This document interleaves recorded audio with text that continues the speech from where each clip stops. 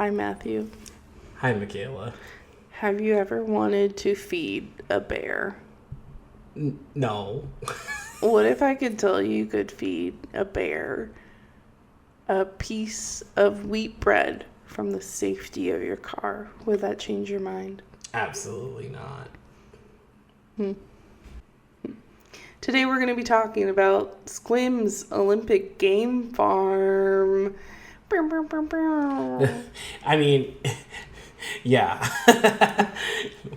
So initially when I went to research this episode, I was like, okay, well, my last one was a little depressing, mostly because of the disrespect of a person's memory, but I was like, okay, we'll do something lighthearted and fun, and because I know you also have some bummers coming down the pipeline. Yeah. So that was my intention, and it's safe to say that did not happen. Well, it is what the Washington, so, I mean, you gotta give yourself some grace. Mm-hmm. Gotta stay on brand. Yeah, pretty much. Literally and figuratively in this case, Matthew. Oh boy, animals and brands. Uh-oh. No, I meant me correcting you. Oh, well, yeah, that's pretty normal for the course here. So, have you ever heard of the Sequim Olympic Game Farm? The Sequim Olympic Game Farm. Only by legend, not by, going. You've never been there? What do you know about it? I just know that you can see, wild animals with, the ability to not actually go and see wild animals. It's kind of like a drive-through experience. Yeah. Yeah, that's about it. So I've been once. Actually have a friend who used to make I think, Christmas tradition about going there every year. Maybe it wasn't Christmas. Maybe it was summer tradition, but would go annually, which is how I first heard about it. So here's some background about the Olympic Game Farm. Located in Kalalam County, not too far from the Sound, and in the center of miles of farmland sits a little drive-through zoo known as the Olympic Game Farm. The Olympic Game Farm's founder, Lloyd Beebe, was a dairy farmer and a logger and was Washington's top cougar killer in the late 1930s. I'm having some anti-Joe Exotic vibes coming from this guy. And he was really into killing cougars, apparently, which in the 1930s, maybe there was a cougar problem, I don't know. Washington farmers love killing woodland creatures. Mm-hmm. I stand by that. They still do. If there's too many wolves, they will start pulling out their rifles. They're like, that's why I carry this AK, so I can lay down wolves and that might kill one cow per 10 years. Well, apparently Lloyd was not content being just a dairy farmer and a logger. Because according to his autobiography, he had a secret ambition to make animal movies. Hold up. You just said autobiography. Mm-hmm. He has an autobiography. I want to read it. I have not read it. I was going to say, have you read this? Why have you not shared this with me? Because there is something special about a guy who starts up this kind of an operation and then he writes his own book about it. Let me find it for you. Silly. I am not sure.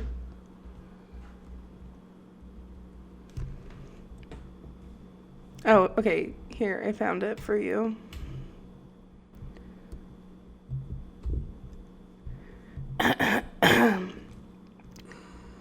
The title of his autobiography is Wilderness Trails in a Dream, the story behind the Olympic Game Farm. Everybody's got a dream in their heart. It was published in 2005.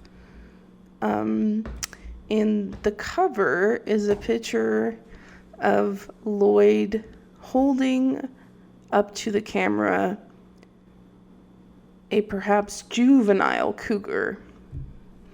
The kind that he used to kill. Isn't that fun? He said, from killer to lover, why can't we be friends? What an odd character here. We're already diving into weird Washington folks, like citizens. We haven't even scratched the surface because the zoo opened in the 1950s when Lloyd's dream was realized, and at that time it was known as Disney's Wild Animal Ranch, and it was Disney's Wild Animal Ranch until 1972. The first 20-ish years of operations for the Olympic Game Zoo, it was designed as a holding facility for animal actors for Disney Studios. So the animals were trained, housed, and cared for at the farm in Sequim while they waited for filming. At this point, the public was not let into the farm. This was strictly a Disney property. This is just where they kept their animal actors. I don't know about that. Yeah, so eventually in 1971, December of 1971, someone died. Do you know who died? Who died? Do you know? No. It's Roy Disney. I didn't know if you just had some Disney knowledge deep in that brain of yours. No. How did you fuck this up? How did you fuck this up? Listen, I know you hate them, but sometimes when you hate people, you know a lot about them. Well, it's not. No, I'm talking about the farm owner. He's fumbling the bag. You don't get your boss's family eaten. What in the world? I didn't say he got eaten. I just told you that he died. I'm just guessing. No. Roy Disney died of unrelated causes. See, now you're making it less interesting. How did Roy Disney die? I will put money on a medical death. He died in a hospital, so bets are looking good for me. He died of a stroke at 78 years old. All right, I take it back. He did not. The owner of the farm did not fuck it up. Yeah. Those prime ribs Roy was eating did. Well, it seemed like Roy was the one to really want to keep this farm isolated from the public, because by the summer of 1972, the farm had opened its gates to the public for a soft launch. And it was a move to kind of separate themselves from Disney and gain some independence, which I think ultimately was a bad move for them financially. I mean, I can't say whether the Olympic Game Farm has good financials or not, but I feel like Disney money is on a different level. Everything Michaela just said is alleged. We are not standing by legally those things that were said about the financials of the Sequim game farm. Listen, I just think Disney money is Disney money, and It's true. But Big Daddy Ron's coming for them, so it's gonna be over for them pretty soon. Well, Disney's board eventually voted to permanently keep the zoo open to the public. And then the zoo became officially incorporated in 1973. Interesting. So the farm had worked exclusively for Disney for 28 years, including filming at the farm. And their animal actors were featured in hits such as Charlie the Lonesome Cougar. I love that movie. Just kidding. I hated watching that movie. It was so boring. The Incredible Journey.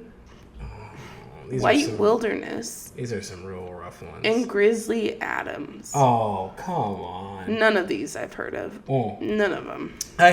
We used to have, when I was a kid, a collection of Disney animal movies like those. Uh-huh. And we would watch them when we were traveling across the country with the TV in the back. The Disney animal movie that sticks out most in my mind is not on here, and it's the panda one. Yeah, that's fun. Yeah, I don't remember, what's that one called? I can't remember. Like the Great Panda I know exactly Adventure or something like about, that. Yeah.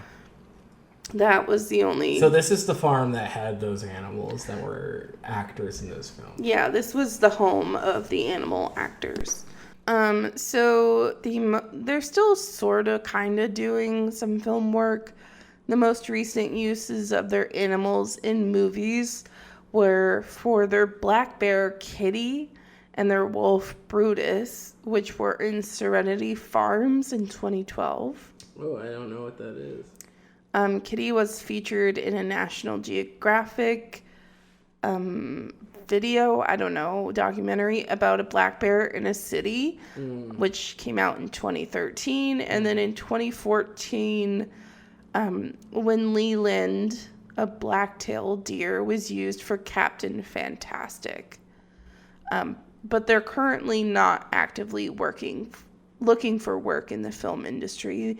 They primarily run on tourism now. What I was gonna say, what's an animal agent look like? I know they have to exist. Like, what's the residuals and the agent fees for an animal actor and an animal agent? I can tell you that is not an industry I know well. So, as I said, initially, the founders Lloyd and Catherine Beebe retired from the filming industry and shifted the focus of the farm to captive bred animals, specifically those who were in need. So now the farm's daily operations have been passed on to their grandsons, Robert and James, and Robert and James' uncle Kenneth, and they inherited the farm back in 2008. So instead of breeding animals and training animals to be film actors, they now accept in-need wildlife as space permits and with proper authority approvals from the Washington Fish and Wildlife. This is all according to their website, okay? And currently the farm is 84 acres of land, and it has approximately 200 animals on the site. So when you come and visit, you can take a self-paced driving tour. It takes approximately 1 hour, during which you can feed the animals whole wheat bread. Just whole wheat bread, no other options. These animals getting the same diet as like ducks in a pond. So some of the animals that they have on the farm, they have llama, they have elk. Notoriously love bread. Notoriously loving animals that love bread. They have a Tibetan yak, American bison, Sitka deer, spotted fallow deer, European fallow deer, zebras, or as the Australians and British like to say, zebras. Wrong. Horses, which everybody has a horse in Washington. It's true. It's true, folks. Black-tailed prairie dogs. Mm. A Kodiak bear. Oh. An American black bear. Okay, you can find one of those anywhere. Okay. A Roosevelt elk. Okay. Siberian tiger. Okay, they're channeling their Joe Exotic in here. African lion, mountain lion, bobcat, Canadian lynx, coyote, timber wolf mix. I'm assuming maybe a mix with a dog, if I had to guess. An emu, a peacock, and a raccoon. So you mentioned Joe Exotic. Actually, a lot of these animals, several of them at least, are rehomed. So they're either overflow from licensed facilities, or they're like rescued from private collectors or given up by private collectors. Or they have been received from properly licensed individuals, it says. Carol Baskins. Um, so if you were to go to this tour, Matthew, how much would you be willing to pay? For all that animal action? Yeah. How much do you think is a fair price? $150. Oh shit, you're really paying. I mean, they got some prime specimen. Siberia tigers, you just don't get to see all the time. Okay, but I will make it clear. The predators are like caged. Oh, They're that not. changes the numbers. It's only the $15. Okay.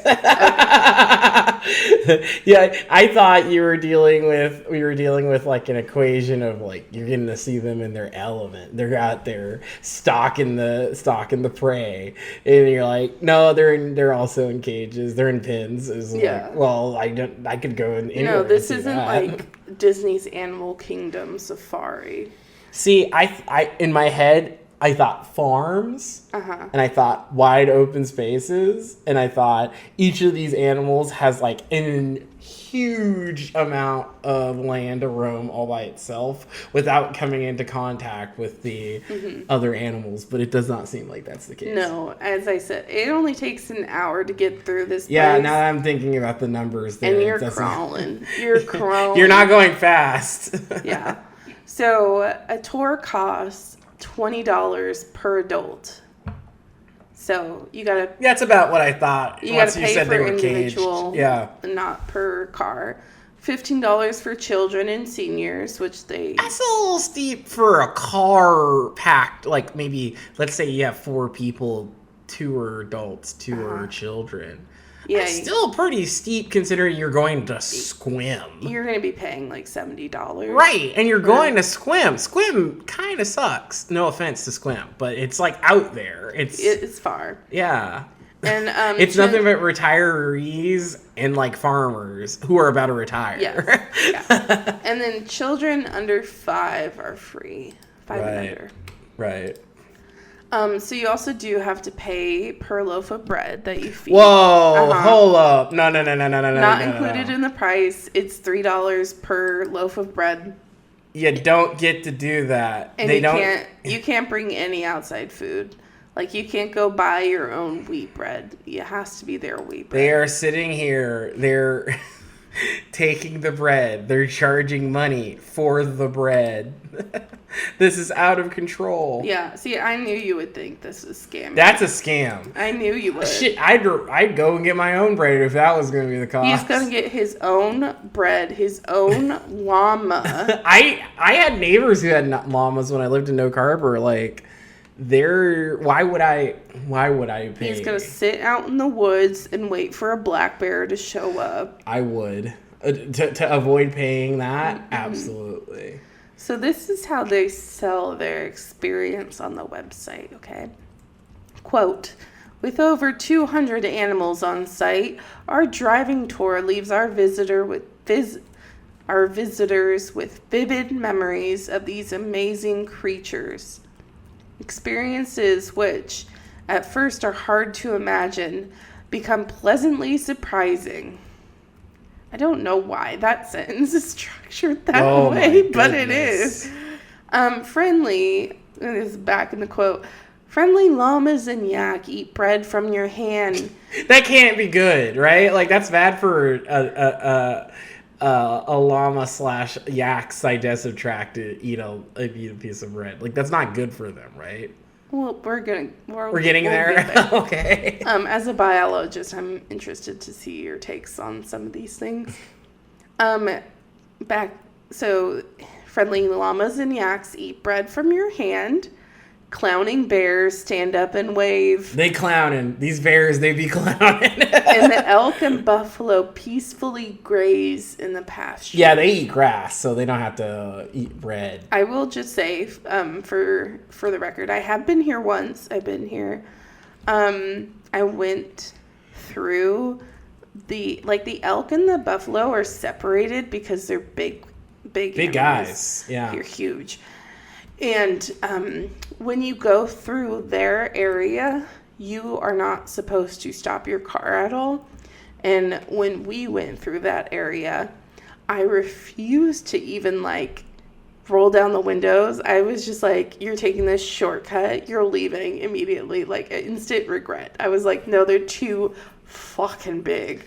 They're so big. The bison? It was scary. Have you ever been next to a bison outside of a car? No, and I hopefully never will be. In Oak Harbor, near Coopville, on the way down on SR20, there's a bison farm. Mm-hmm. I don't know if they still do bison. I see sometimes they have little patties still in the field. But I I had a friend with me, and she was like, I want to see the bison.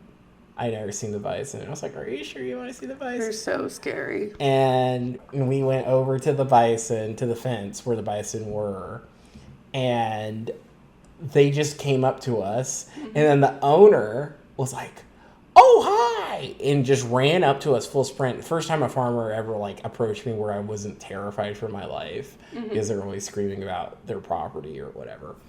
And she let us, like, feed her bison.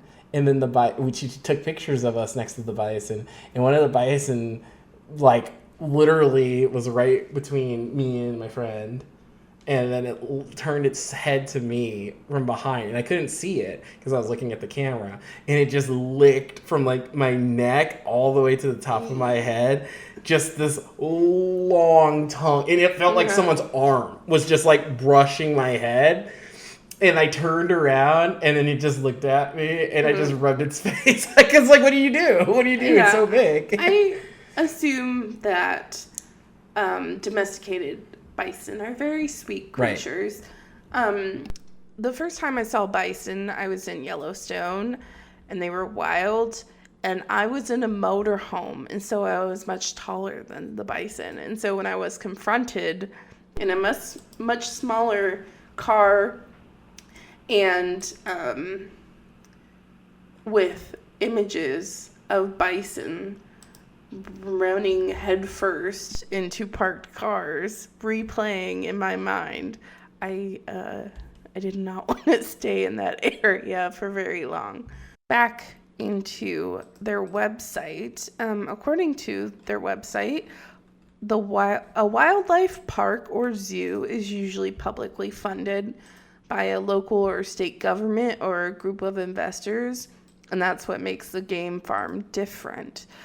Quote, game farms are usually in connection with commerce, such as breeding, selling, or trading, and are privately funded by the owners. Some game farms are associated with, quote, canned, unquote, hunting, but Olympic Game Farm does not practice this. In our case, game farm denotes that there are game animals located and housed here, but not for hunting. So they're funded by tourism and donations, but they are privately owned. This is not like funded by the government in any way or affiliated with the government. Donations usually go to cover operating costs and feed, that sort of thing. And then in addition to the self-guided tours, they get some donations from dairy farmers, equestrians, or farm hobbyists. So those are like their main sources of income. Their summer tourism season is what really carries them throughout the year. And if you're wanting to donate something not of monetary value, you can donate some fresh fruit, vegetables, or fish to feed the animals. Yeah, better than that bread you were just shoveling down their throats. And as I said, most of the game farm animals are donated to the facility and often are former pets or former movie actors, and some come as far away as West Virginia, while others were born on the farm. So it sounds like a pretty great place so far, right, Matthew? Lovely. Does it make you want to go? Pay $20 a person? No. All right, well, here's the bad news. It's not all sunshine and rainbows on the game farm. Shocker. Like I said, I was like, "Ooh, this will be fun and happy," and then Oh, I got into it. So, in September of 2022, only a few months ago, the state Supreme Court agreed to hear an animal cruelty case involving the Olympic Game Farm. This lawsuit was brought on by the Animal Legal Defense Fund, and it accuses the Olympic Game Farm of keeping animals, including gray wolves, grizzly bears, lions, and tigers, in quote, oh my, in quote, substandard, cramped conditions in violation of the Endangered Species Act and state cruelty laws.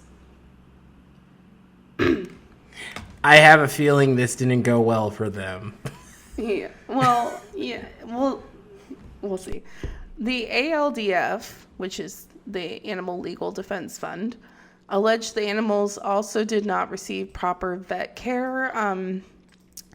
So initially this was brought in front of a judge, and portions of the initial claims have already been dismissed. Some of the claims that were already dismissed were that the farms constituted a public nuisance.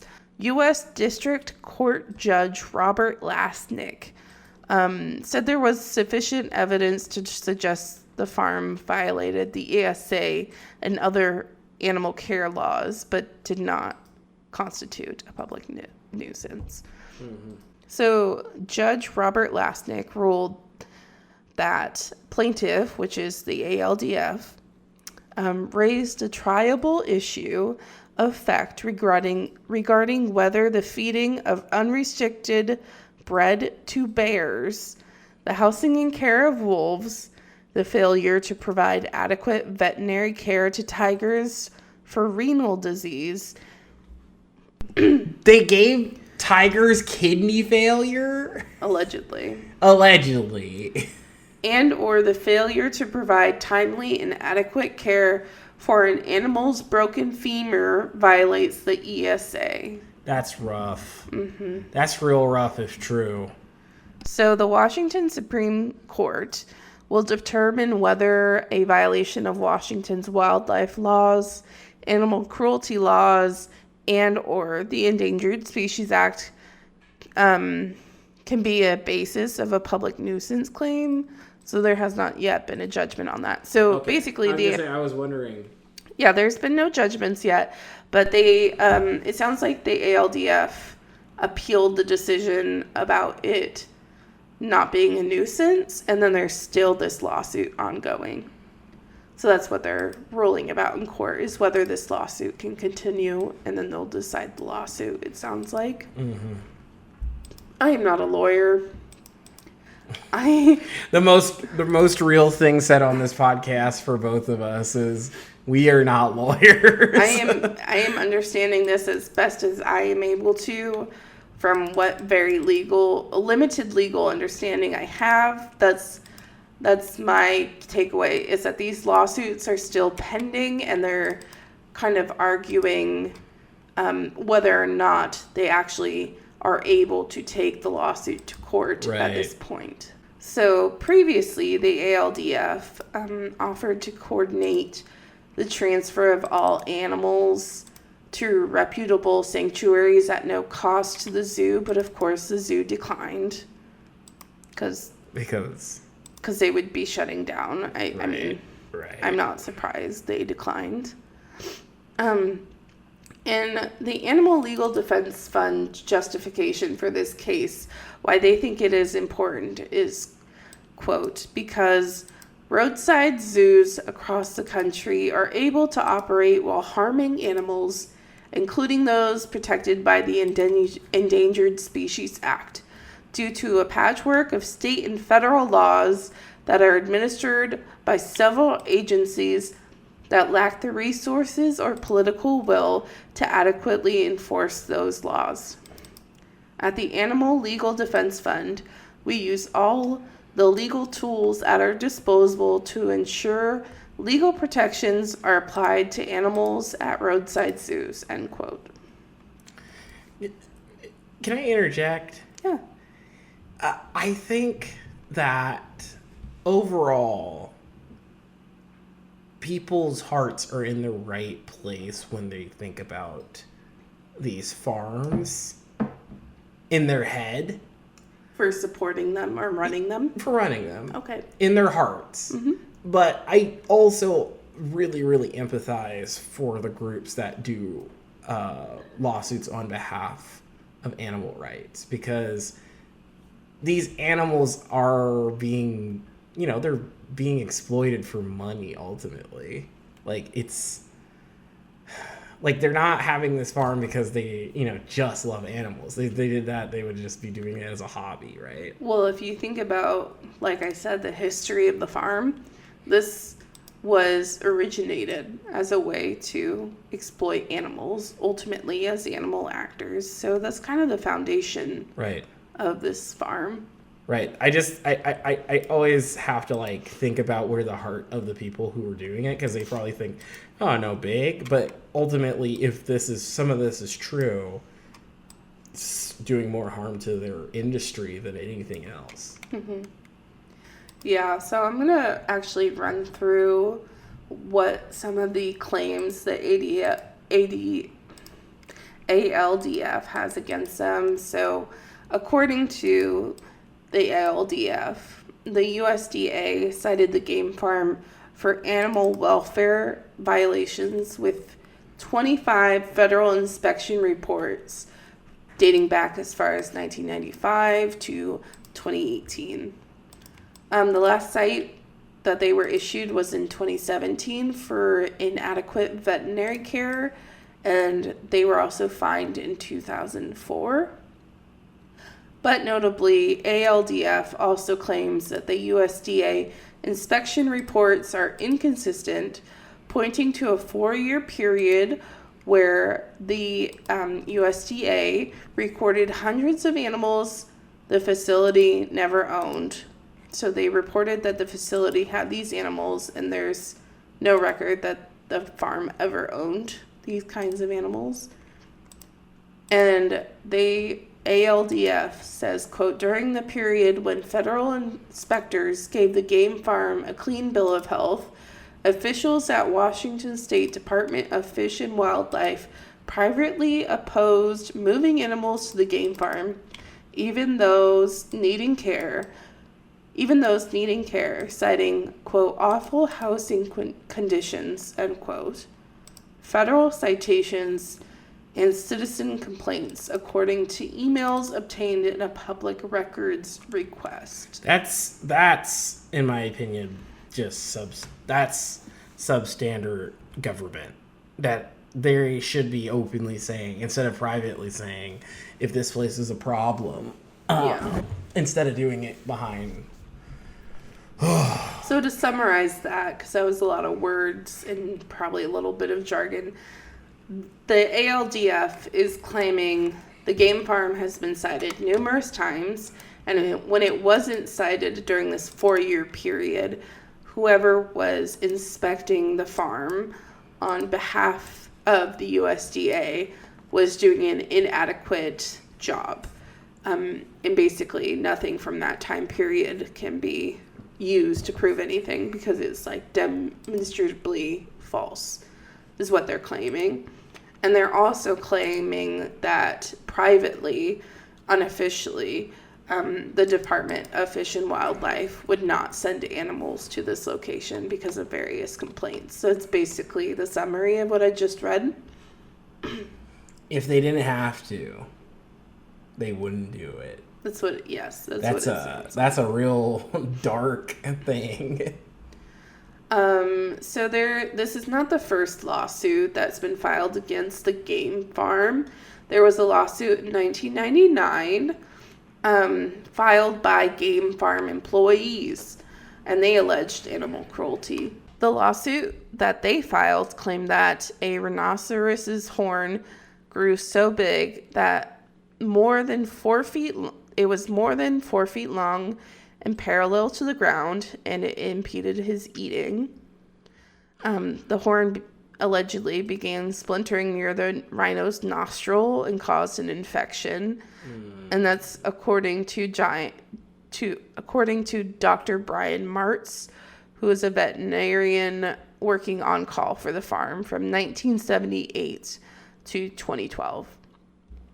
And the rhinoceros's horn had to be sawed off twice, which is real sad. It makes me sad. Also, according to that 1999 lawsuit, untrained employees were asked to care for dangerous animals without proper training. One of these employees was Jason Aldrich, which, correct me if I'm wrong, I think is like a country music artist. Maybe I'm wrong. Maybe it's just... you mean... Jason Aldean. I think you mean Jason Aldean.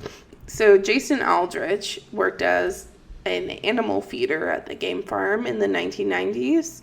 I almost said 1900s because I'm old. Because we are the last generation of the 1900s.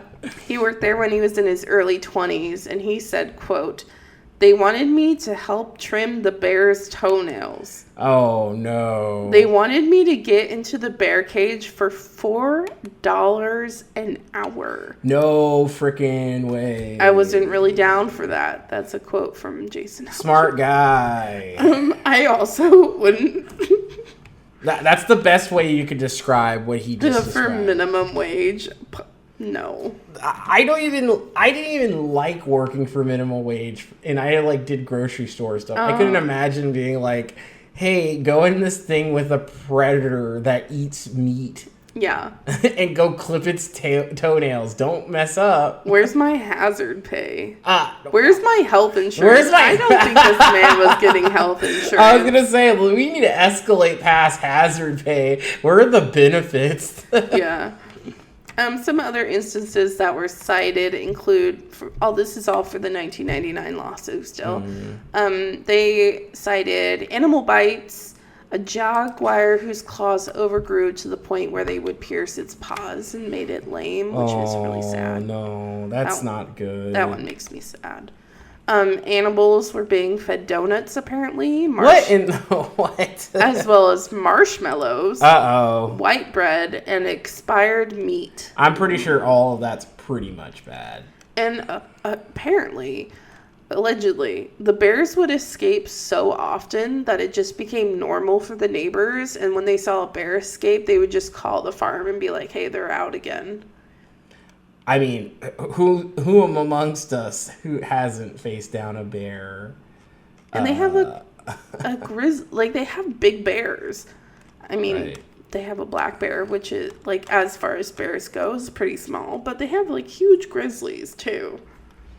Oh. Well, anyway, that's not good. That lawsuit was eventually settled out of court. So there's no real hard, firm facts on that one. But it was settled. Yeah, you always got to think when someone settles something, they are saying that they're not willing to take it to court and let it be vindicated in the court of law.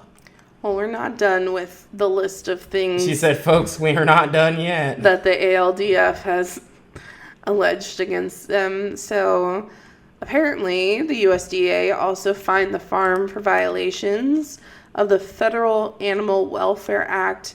They were fined $4,675. And they also cited the farm for improper veterinary care in 1990, 6 times between 1995 and 2004, and again in 2017. That's not good. Yeah, so these are not just, allegedly, these are not just problems that happened in the 90s. The LDF is alleging that they're still current day problems. Right. In 2016, the ALDF says that the USDA, sorry for all these acronyms, they say that the USDA changed guidelines, so documenting violations were now documented as teachable moments if animal safety wasn't directly threatened. So the ALDF is saying that the game farm is still technically in violation, but they're being classified differently. So for these teachable moments, the game farm has been flagged twice. Once for failing to provide clean, dry bedding, and another time for failing to trim an animal's hooves correctly. That's just husbandry. That's I know. That's just simple fundamentals. So we're going to finish off this episode and this history of the game farm by reading some reviews. So Matthew, would you like to help me read some reviews? So I have pulled, let's see. I pulled reviews from as far back as 2008 and as recent as 2023. Okay, just to give you a good range. And I also pulled a range of 1-star reviews and 4 and 5-star reviews. I think mostly 5-star reviews, actually. Okay. And you will see when we're reading these that there's a common thread that runs through them regardless of what their rating is, which I think says, that laugh was, it's not good, folks. which I think is very telling. So, all right. So Matthew is going to go ahead and read this first 1-star review titled, "I was horrified!" by Tawny68, left in August 25th of 2008. We were there on Saturday, August 23rd, with 2 children, ages 7 and 10. The kids thought it was great. Where else can you see a zebra up close? Or have a bear catch a piece of bread. That notorious thing that bears catch in the wild. Hey, she said, where else? She's got a good point. But really, it's the saddest place I've ever seen. I can't believe that they're still open for business. As others have said, they sell you a loaf of bread where you can, or when you enter for $2. Inflation. Oh boy, it's wild out in these streets. Bread for $2. And you feed it to the animals that come willingly up to your car window. Sad, mangy-looking llamas, yaks galore, even dead babies. Isn't that horrifying? That no one seems to care about. I had to slow down to read that before I read the whole thing because I wanted to self-edit if something bad was coming. But that's just horrifying. Oh my God. I called the front from my cell phone to tell them about the dead baby. I'm guessing yak baby? Yeah, I'm assuming a yak baby. The dead baby. But they were very nonchalant about it. Bears and tiny pens without a drop of clean water anywhere. As a matter of fact, same goes for the lion, tiger, wolves. Pretty much every animal in the place. Rhino was sick and was throwing up and had more bird poop on him than most telephone poles. It was sad. It was a sad, sad place to go, and I don't recommend it at all. I will be calling the ASPCA in the morning. Oh my God, that's so bad. Yeah. That's like one of the worst reviews for an animal spot I've heard in a long time. Absolutely horrifying. I will say, I wonder, depending on this person, like, obviously we don't know who this person is. Right. Like, we don't know what their experience is with farm animals. A lot of people think that horses are dead when they're just laying on the ground. Yeah. So, benefit of the doubt, that yak baby was just laying down and not dead. Yeah, these are also reviews published on Google. So we have to emphasize... This was Yelp, actually. Yelp, yeah. So Yelp. So we have to emphasize that this is not us. This is someone else's observation. Yes. And so regardless, it's not a positive... It's not a positive description of what this woman apparently saw. Let me see. I don't know if rhinos can puke. So I'm trying to look that up because that's another thing she said. And initially I was like, yeah, that's so sad. And then I thought about it.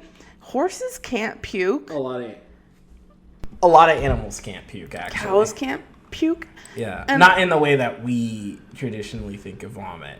all right, this next review that I'm going to read is from 712 Honey Bee. And this is from January of 2022. This review says, need to make sure these animals have more space.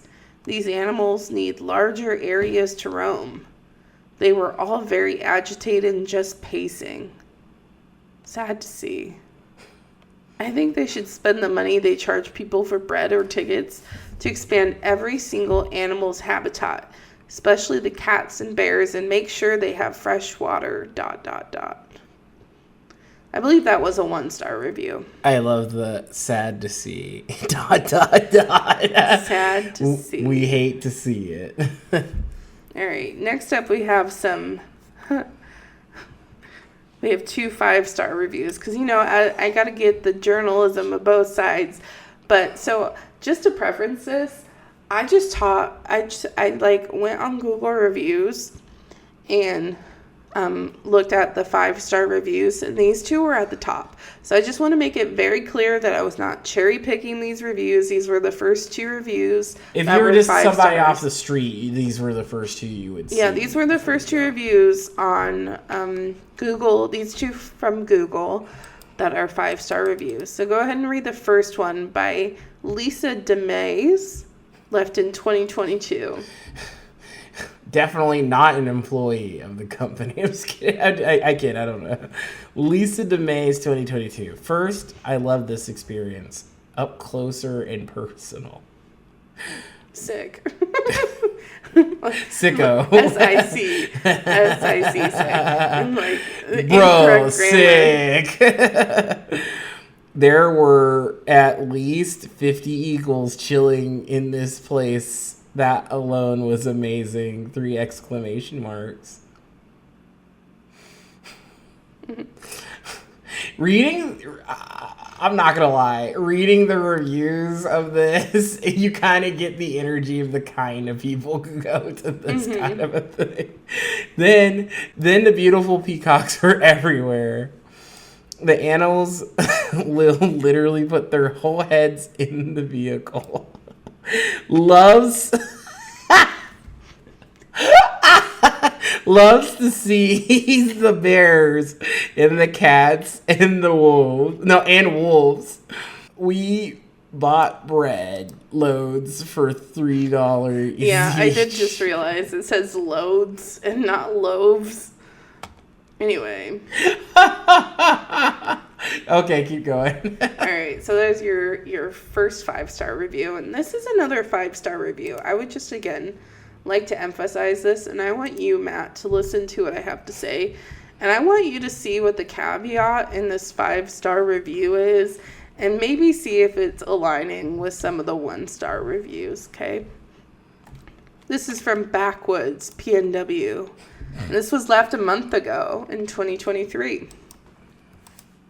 Quote, just a pretty cool experience at this place, seeing all the different animals and driving around, feeding the animals from the vehicle. Only thing I would recommend to them is I wish the staff were more friendly overall, especially the workers in the field. And I believe the enclosures for the cats and some of the wolves were too small, as they could be bigger, or 2 enclosures combined into one. Thank you for the awesome experience. So even 5-star reviews are saying that their enclosures are too small. So I'm just putting it out There's there. a little bit of a commonality, a universal truth to this whole thing, that we're seeing these folks have too small of a facility. Yeah. I tried looking up, because obviously Sequim is far away. It's not like I can just stop by and look at the... Right. You can't really tell how big the enclosures are for the predators from most of the photos, so I'm not really sure. Like, I can't give my opinion. My memory of when I visited is not clear enough. Mm-hmm. I do remember it was being pretty cool, being able to be close to these really, these animals that you wouldn't normally be close to, whether it's because they don't live around here or they're prey animals who would run away from you. It was good, but after reading these issues that they've been cited for and some of the reviews, I don't think I would ever go back. Yeah, I mean, you went already. I wouldn't go. And I already have a real suspicion about spots like that. So, it's just hard to hear when... I'm an animal lover. Yeah. And so it's hard to see animals that are meant for these big areas be packaged in. Yeah, and there is this lot of talk about brown whole wheat bread that they're giving these animals. I will say with the amount of animals, I do wonder how much bread that each animal is actually getting, if it's just actually a nominal amount, and then they're fed, nutritious, balanced diets outside of the tours, but that's hard to say. Yeah, that's